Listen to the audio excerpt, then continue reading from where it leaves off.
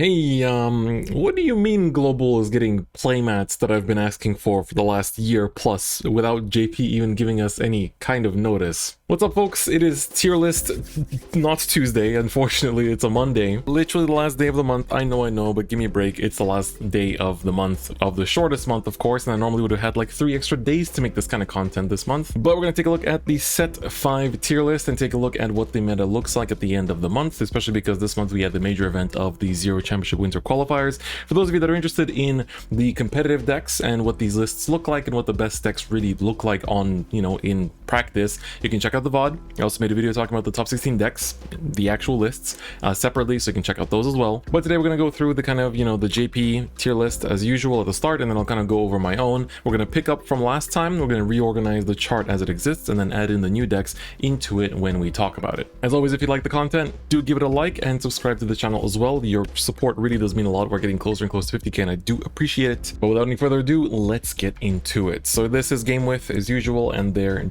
tier list. So this is auto-translated, of course. Nemuel still at the top. They put Messiahs really high. Same with Revengers, Celestials, and Vanquishers. So this is kind of their tier 1. Surprising because, of course, Nightrose and Sabath, as they write, Thavas, I think definitely deserve to be up here, and some decks do not. But that's just me. Blademaster, Overlord, Gears, Brawlers, Harri, and look, you're actually in the same kind of level here. Loris, Blue Waves here as well, Victor, and Altmouse. So just a bunch of decks that are quite, they're seen as pretty strong. And then of course we have some decks down here from like clan events and whatnot that are not represented as well. So if you scroll down all the way here below, like G-zoneless decks, these are G-zoneless decks. That's where Great Nature and Susano find themselves after the clan events of this month. So that's the view of the game with side. And now of course let's talk about things on my end. So of course this is the tier list from last time around, and we're going to basically just kind of like rebalance things and take a look at how things are looking. So let's kind of work our way up. Let's first take a look if any of the underrepresented decks are seeing a kind of pop off. Not particularly. I think this hasn't been seen in ladder in a good while. Neither has Azel, neither has Glendios, neither has Maelstrom. I think these are the decks that I'm probably going to start like cutting out of these, so I don't have to like spend this time of like rebalancing things. I think also this, it's mostly just Fenrir these days. This also just in general kind of like falling off a little bit. Most of these other decks have been still coming up. I honestly have not really seen Liberators that much either, but everything else here I think has more or less been showing up to an extent.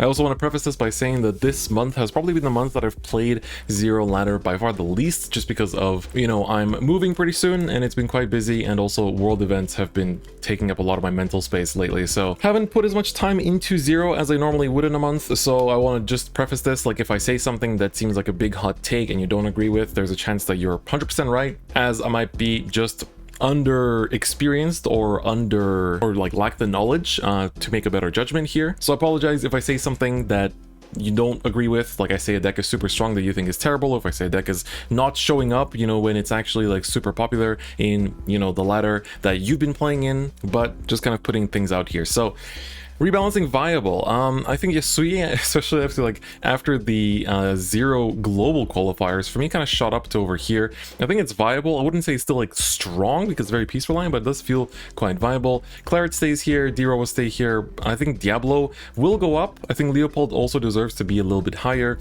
and then Gurgud is kind of down here as well, but they still do come up, so I want to keep them in the rating. Deleters, I think also like they feel fine, but I would also drop them. Oops, wrong deck. We're going to drop down Deleters a little bit down here. These decks I think are mostly staying around the same. Silver Thorns for me. Okay, this is where we rebalance some things. I think Gavriel surprised me quite a bit in the fact that how many people brought it, because I guess I was leaning too much to like a pure version of Gavriel before, and then looking at a more like stronger Celestial hybrid, it definitely feels like it's better. So I'll probably put it around here or so. It suffers less in matchups like Vanquisher, where Celestials definitely struggle a lot more, and I think that it deserves to be a bit higher here as well. Same goes for Silver Thorns. This was a big surprise for me too, from the, not just from Zero qualifiers, but of course, not Zero qualifiers, not just from the Zero Championship, but also from the fact that Pale Moon got big support for Harri, but a lot of it is quite generic and works quite well for, the card pool in general, so we'll kind of rebalance things here. But I think the rest for the good strong category, this kind of stays the same. Maybe Fenrir drops down a tiny bit to like Victor levels, somewhere around here. Then I think Loris, it's been kind of the same as usual, still good, a good deck. Brawlers, I think are a little bit weaker. Ult Mile has been quite good, I want to say, like maybe bumping it up to here. The cross is kind of here as well. I think honestly the cross, it's funny because we've been talking with like people that play global when it comes to the cross's viability without the choice restrict, but I think the biggest hit to the cross is just a discard one when you have to Legion, and that's why I think Blade Master will always be better. So Gabriel we talked about. Heavy Duke I think is still quite strong, but definitely now there's more and more defensive decks as well as more aggressive decks that can just kind of close the game faster, so I think it kind of drops down to here somewhere. The main thing is just that like now Angels and Bermuda are like everywhere, and therefore it's a little bit harder to break through their defenses, and at the same time Nightrose is just a very, very strong deck that kind of blows you out of the water before you can actually set up, and you need a lot of turns to set up, but they do rush early, which kind of gives you the leeway to use a starter for the CB2 to ride up early as well. Mirror variants I think definitely should be up here now, so this is not just pure mirror anymore, this is talking about like the mirror with the other Legion as well, so like the more aggressive, still defensive variant of Bermuda I think definitely is more or less around here. Celestials for me was a big surprise. I mean, that wasn't that big of a surprise. I already rated it quite highly, right? So it's not necessarily like a huge surprise, but I guess its popularity was a surprise to me. I believed in its power in terms of the defensiveness, but I just wasn't sure about how popular the deck would be, and I'm quite well surprised by the popularity of it. So it's definitely a pleasant surprise here, so I think Celestials deserve to be quite high. Vanquisher has shot up in my opinion, purely because now there's more and more Legion decks, and like Celestials in general really rely on the drop zone to keep their pieces moving, and it's a pretty hard matchup, so I think for that reason these decks are going to be pretty high, purely because of the fact that they have good matchups across the board. Asha I think is kind of down here now. She's not necessarily like doing anything super exceptional. The new cards are good, like extra draw power and a 4th attack are going to be great in the deck that, you know, has huge power to swing with in the first place, but at the same time I think that they still don't stand up as strongly compared to some of the other decks, right? And then finally for the best decks, I think I will be knocking down Chronojet a notch. I think Chronojet's still strong, but now that the meta is less controlly, upstream kind of got kicked out, and now the card pool for gears is just a little bit like all over the place, I feel like, but it's still very good. It's still very good. I think I'd put it somewhere around here next to Blade Master. It's still a very strong deck, but I think that it's just that like it needs its kind of thing that makes it a little bit more, it kind of gives an extra edge. It feels like the deck is a little bit too fair at times and just doesn't have that extra power force that it really needs to shine compared to other decks. Messiahs for me also kind of fell off a little bit. Like I think now that a lot of decks just like either have a bajillion resists or we have Grand Blue that just clears its own front row, Messiahs aren't doing as much in this current meta. Like they're still very, very strong against everything else, but it's just that upper echelon of the decks that I think it struggles a little bit against. I kind of want to say the same for Revengers. I think Revengers are still really, really good, but this is where I'll finally put them down to kind of this like highly competitive tier 2 side of decks. But as you can see, like this playing field is still super varied. Like there's still so many decks that are considered like easily a potential take to a tournament. Like for those of you planning to play in the Zero finals for the winter circuit, of course your meta will be in set 4, but most, like all of these decks are from set 4, right? This is the kind of meta you're sort of looking at. So I think that mostly rebalances things. I think Thavas is of course got new support with Commander Thavas and Adelaide. I think 100% stays here. Like that support made it even better. Commander Thavas now is not only a nice extra attack extender, but it's also potential first stride, which is very, very nice. So I think for that reason Thavas definitely stays up here, and Nemuel is Nemuel. Nemuel will be here for a while. I kind of want to put the Mir variants honestly up here because I think it's really, really good. Surprised by how popular it was too. Like there was quite a few decks in the Winter Championship that surprised me in their just participation rate, so that's kind of where I stand on that.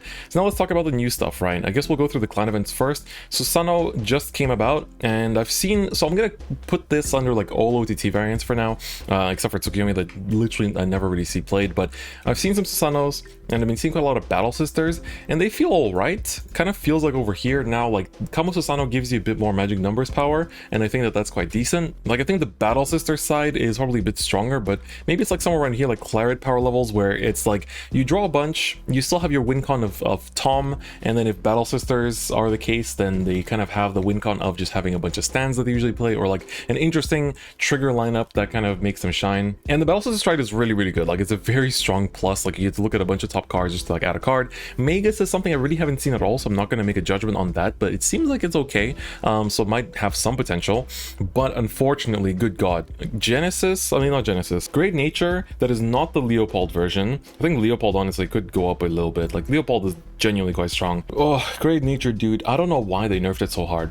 Somehow when it comes to like straight up Big Belly, Mana Garmor, Crayon Tiger, like they nerfed, not only was it nerfed, but it also dropped super late to the point that it wasn't really relevant anymore. So I don't know, if you want to play Great Nature, I think you're better off playing Leopold with some of the new cards like the Mana Garmor and the Crayon Tiger and things like that, because Leopold at least consistently attacks 4 times and very easily and doesn't punish itself as much for what it does, whereas I think right now Big Belly just doesn't really do too much. It really does hurt. And then looking at the 4 newcomers here, so I think we can go with Blue Wave first. Really haven't seen too much of this deck, but I think in theory it is around like Sanctuary Guard power levels, like somewhere around here.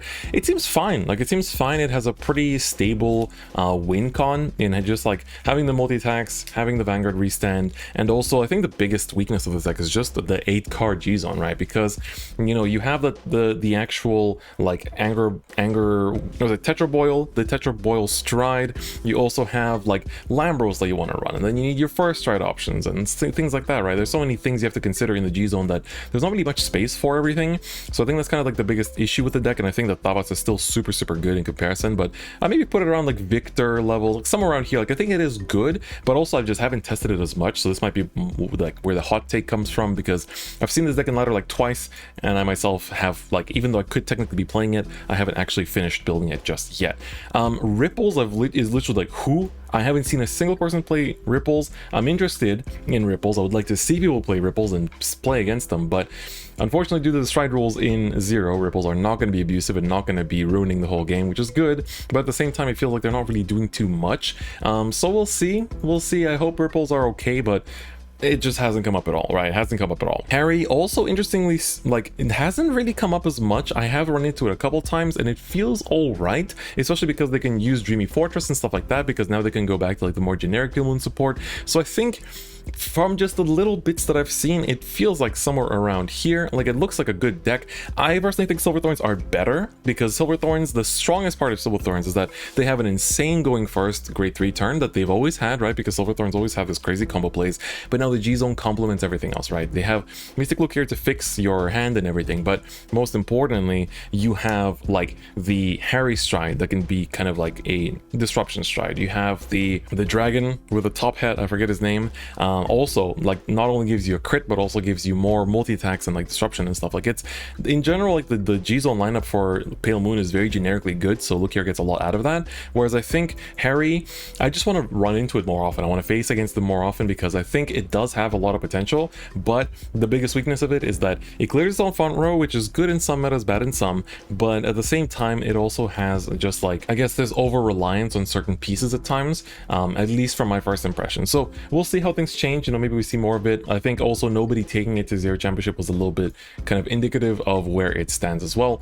And finally, I think Nightrose is well up here. I don't know if I would put Nightrose or Thavas as the first like top decks here of all of them, but I think that 100% they're very good. You know, I think kind of want to put Mir up here as well. I think now, like, looking at things in contrast, I do think that the Mir variants of the in the meta are quite well positioned in terms of being one of the best decks in the current meta. But Nightrose, I'm going to put her as the second best deck here, because I think like this deck just came out swinging. Like, it got everything it needs. It has a, you know, the ability to not have to just mill yourself randomly. You go into the Obadiah stride and you search your pieces out just like you used in the TCG. You use your Grenache to countercharge maybe up to 4 times in a turn, just like in the TCG. You have Rook to extend, you have Bone to enable the extension, you have like Lazy into Serpent that refunds the resources. Like, it's just, in general, Nightrose is really good. Strong multi-attacks. The only gating thing is the counterblast, and like that's literally all that limits how many attacks you do in a turn. Double Bone feels just as unfair as it used to, and like the Nightrose stride got the buff with the crit, which is also really good.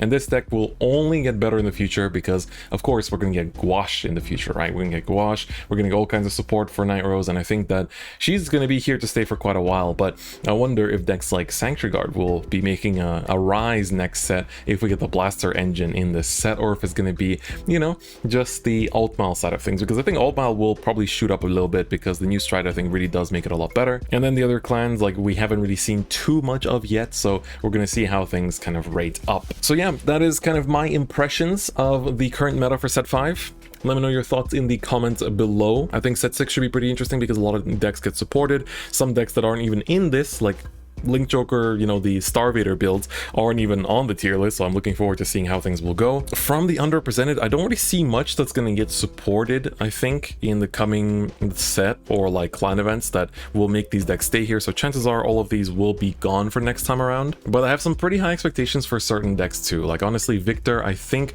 I can, like Victor being the like rank reward this upcoming season, I think gives me hope that we're going to get some Victor support in a clan event sometime soon. Same goes for Vanquisher. Like if Vanquisher gets its second wave of support, it's going to shoot up even more, I think, because it's already amazing in this, like just in Zero as a format, and it's only going to get better in my opinion. So Asha I also have high hopes for, because the Great Tooth Resist is really nice, as well as the Asha Stride as well. So this will probably shift quite a bit going into set 6, but I think for the time being, this is how things more or less stand. Alright guys, that's going to be it. Hope you guys enjoyed the video. Hope you guys got something out of this tier list. Let me know your thoughts in the comments. Do you agree? Do you disagree?